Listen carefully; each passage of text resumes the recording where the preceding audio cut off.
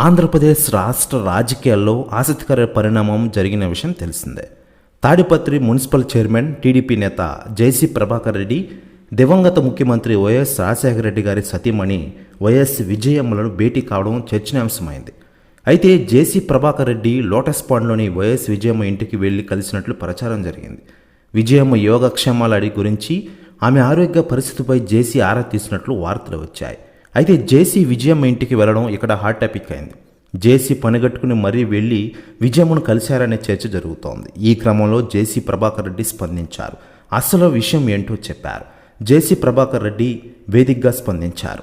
నేడు హైదరాబాద్లోని ప్రముఖ ఆసుపత్రి నందు చికిత్స కోసం వెళ్లిన జేసీ ప్రభాకర్ రెడ్డి గారికి వెయిటింగ్ లాగ్ నందు వైఎస్ విజయమ్మ గారు కనిపించడంతో ఆమె బాగోగుల గురించి పలకరించి మాట్లాడడం జరిగింది.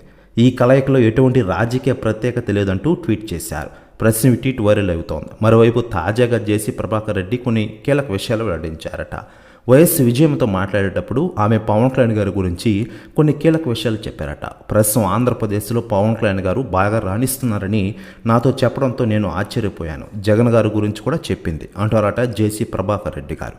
ప్రస్తుతం న్యూస్ కూడా తెగ వైరల్ అవుతోంది ఆంధ్రప్రదేశ్ రాష్ట్ర రాజకీయాల్లో. మరోవైపు Hyderabad Jubilee Hills road number 10లో ఓ ప్రైవేట్ ఆసుపత్రి ఉందట.